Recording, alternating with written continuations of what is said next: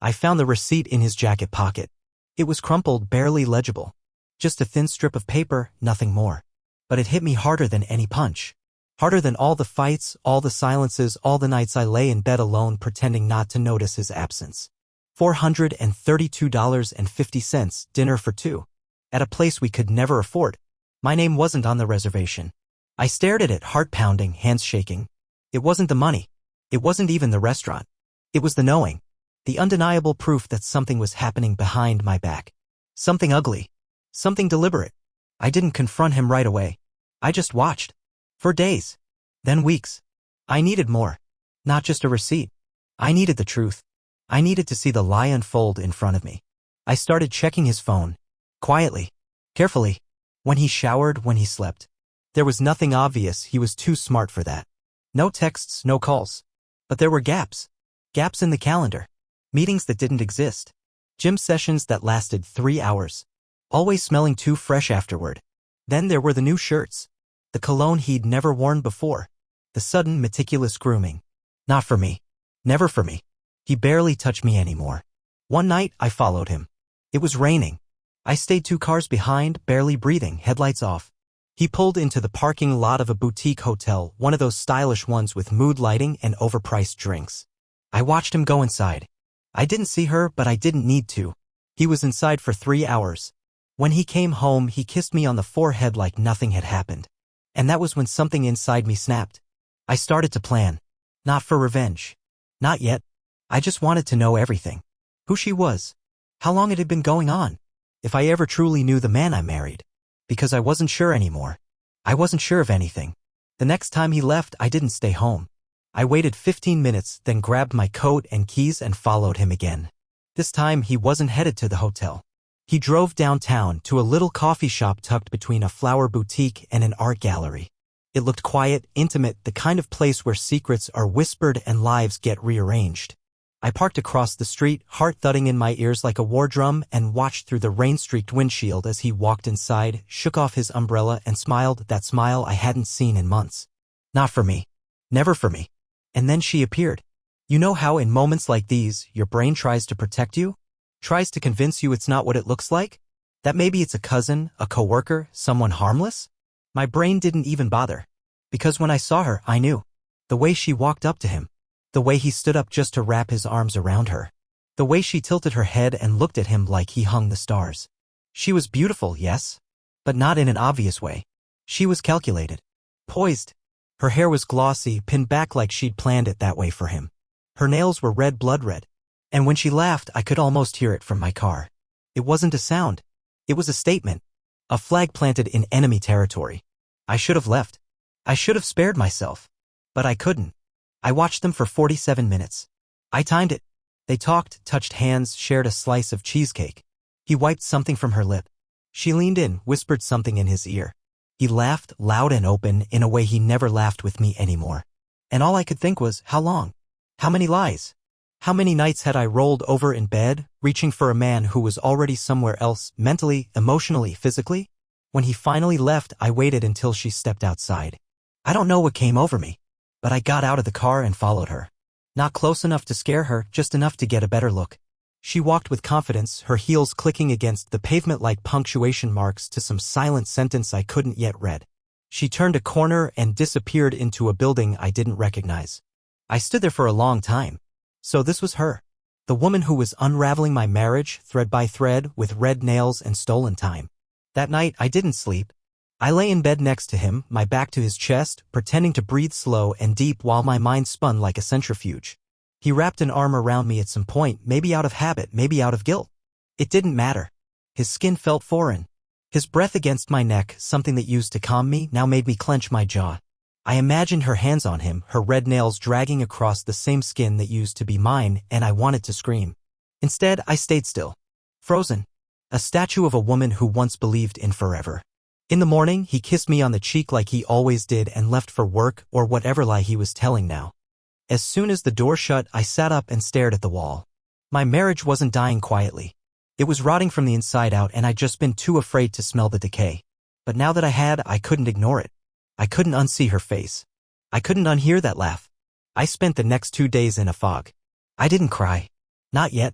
There was still a part of me that hoped it wasn't what it seemed. That maybe there was an explanation, however twisted. Maybe they hadn't slept together. Maybe it was just emotional, whatever that even meant anymore. But those thoughts didn't comfort me. They made me feel pathetic. Weak.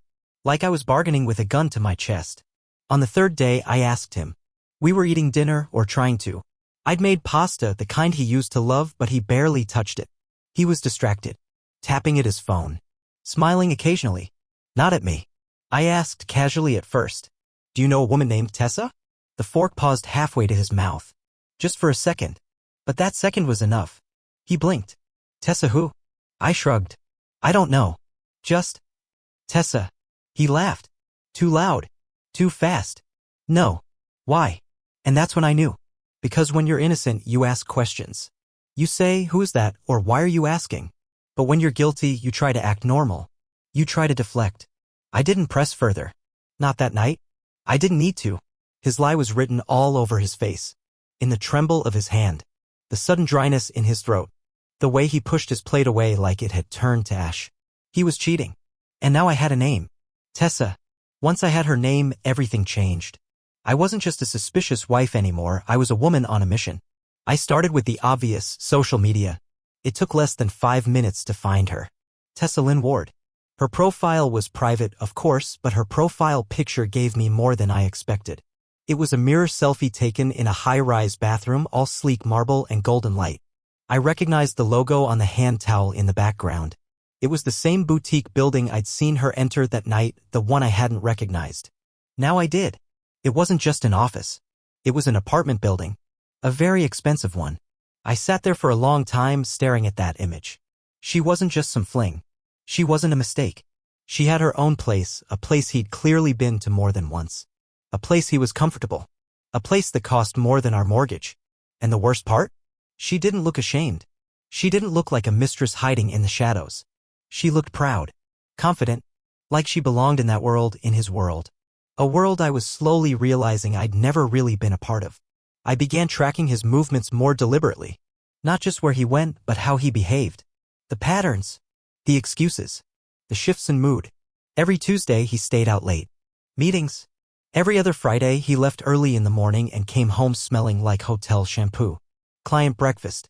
It was all so rehearsed, so practiced, and I felt like a fool for ever believing it. One Thursday I decided to follow him again. I called in sick to work, parked 2 blocks from our house, and waited. He left at 9:12 a.m., casual in jeans and a hoodie, not his usual office attire. I followed at a safe distance, heart in my throat. He drove across town and pulled into a parking garage connected to that same high-rise building. Tessa's building. He stayed there for 4 hours. I didn't wait for him to come out. I couldn't. My hands were trembling too badly to keep the car steady, and my throat felt like it was closing. I drove to a park, sat on a bench, and stared at a duck pond like it could offer answers. I didn't cry. Not yet. The tears felt locked behind a wall too thick to crack. But inside, something was crumbling. Something old. Something sacred. The idea that marriage meant loyalty. That love meant protection. That promises were made to be kept. He was living a second life. One filled with silk sheets, red nails, and lies. And I was just the ghost he came home to. A week later, I found the box. It was buried in the back of his closet, behind old tennis rackets and a dusty pair of winter boots he hadn't worn in years. A plain, gray shoebox with no markings. My hands trembled as I pulled it out, heart hammering so loud I could hear it in my ears. I didn't know what I expected, maybe old letters, maybe some forgotten memento, but I wasn't prepared for what I actually found. Inside were receipts. Dozens of them. Dinners, hotel bookings, spa days, jewelry stores. Places we'd never been together. Names I didn't recognize. All carefully folded, sorted, arranged by date. There were pictures, too, not of them together. No, he wasn't that careless. But there were photos of hotel rooms, table settings, even a snapshot of a delicate gold bracelet laid across a red velvet box. Things meant for her. Moments meant for her. Proof that this wasn't some impulsive affair. This was curated. Maintained. A second relationship he had taken care to nurture while letting ours wither on the vine. At the bottom of the box was an envelope. Thick. Heavy. My name wasn't on it, but my fingers knew it belonged to me the moment they touched it. Inside were 2 documents, a lease agreement and a bank statement. The lease was for an apartment in Tessa's building, not hers, but one just 2 floors down. Rented in his name. Paid for monthly. The bank statement was worse. It was from an account I didn't know existed. Tens of thousands of dollars spent over the last year. All of it directed toward that second life, the life that didn't include me. I sat on the floor for over an hour staring at the evidence in my lap. My body went numb. There were no tears, no screams. Just silence. A strange, suffocating silence that filled my lungs with something heavier than air. It wasn't the betrayal that broke me. It was the detail. The time. The care. He hadn't just cheated on me, he had built an entire parallel existence. One where he wasn't my husband. One where I didn't even exist. That night, I didn't say a word. I cooked dinner, asked about his day, kissed him goodnight. I even laughed at a story he told, though I don't remember the words. It felt like I was watching myself from outside my own body, a woman playing house with a man who no longer loved her. A puppet in a well-decorated lie. But inside, something had shifted. I wasn't going to beg. I wasn't going to plead. I wasn't going to ask him why. I was going to end it. On my terms. I invited him to dinner the next night. He didn't suspect a thing. Why would he? I'd been the perfect actress. Smiling when needed, asking nothing, giving space. That was the trick, wasn't it? When a man thinks he's getting away with something, he becomes careless. He assumes your silence means ignorance. But mine was strategy. A quiet prelude to something louder than he could imagine. I made his favorite rosemary roasted chicken, garlic mashed potatoes, asparagus sautéed in butter and lemon. I poured him a glass of that overpriced Pinot Noir he kept stashed for clients. Lit candles. Set the table with cloth napkins and silver he didn't even know we owned. I wore a dress he once said he loved. Fitted, black, simple. He looked up from his phone when I walked in, slightly surprised. "You look beautiful," he said, without really seeing me. I smiled and nodded toward the seat. "Sit. Eat. You'll need your strength." He chuckled, oblivious, and began to dig in. I sat across from him, watching. Not with anger. Not anymore. It was something colder now. Something surgical. Detached. Halfway through the meal, I slid the envelope across the table. "What's this?" he asked, mouth still full. "Open it." He wiped his hands on the napkin, still half smiling like this was some game. He opened the flap and began pulling out the receipts. Then the lease. Then the photos. One by one. His expression changed slowly like the tide pulling out from shore. Confusion. Recognition. Then panic. His fork dropped. I didn't say a word. I just watched. He looked up, his voice suddenly small. "Where did you get this?" "In your closet. Next to the lies." He stood, pacing, running his hand through his hair like he was trying to wake himself from a nightmare. "Listen, it's not what it looks like." That made me laugh. Actually laugh. The kind of laugh that tastes like metal in your mouth. "Oh, really?" "Because to me, it looks like you've been living two lives. One with me. One with her. And the one with her? Well, it looks expensive." He froze, eyes narrowing. "You went through my things?" "You went through our vows," I shot back, the words slicing the air between us. "So I guess we're even." He sat back down, defeated. I waited.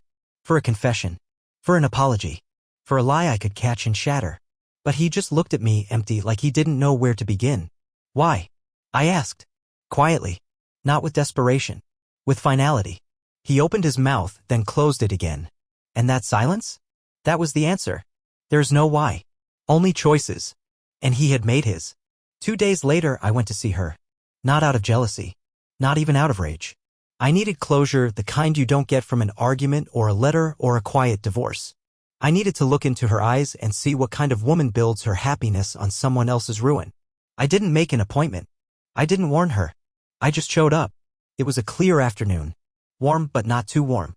The kind of day that made the world feel deceptively gentle. I walked into the lobby of her building with confidence I didn't know I had. The concierge tried to stop me, I smiled, said I was expected, and kept walking. When the elevator doors opened to her floor, I stepped out into silence. Marble floors. Soft music playing somewhere. The scent of fresh orchids. Everything screamed perfection. I knocked twice. Firm, steady. She opened the door barefoot, wearing a silk robe the color of cream. Her hair was damp. Her face was bare. And for a moment, she just stared at me, confused, then cautious. She didn't know who I was. Not yet. "I'm his wife," I said, before she could ask. Her face fell like a curtain dropping on a play's final act. "I think we should talk." She didn't invite me in. She didn't need to. I stepped past her and looked around. The place was everything I expected. Minimalist. Expensive. Cold. A designer cage. There were 2 coffee cups on the counter. One lipstick stained. One plain. Evidence of the morning I wasn't a part of. She stood behind me, arms crossed, robe tied tighter. "You knew," I said quietly, not turning around. "Didn't you?" She didn't respond at first. Just silence. Then, "Yes." I nodded.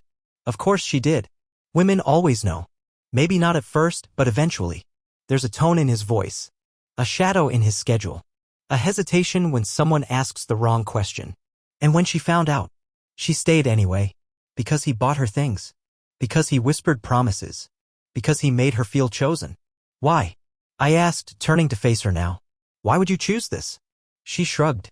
"He said you were already done. That you didn't care. That it was complicated." My laugh came bitter and sharp. "Isn't it always?" I didn't yell. I didn't cry. I didn't even call her names. I just looked around one last time, absorbing the details of the space my husband used to escape the life he promised to build with me. "I'm not here to fight you," I said. "I just wanted you to see the face of the woman you helped destroy."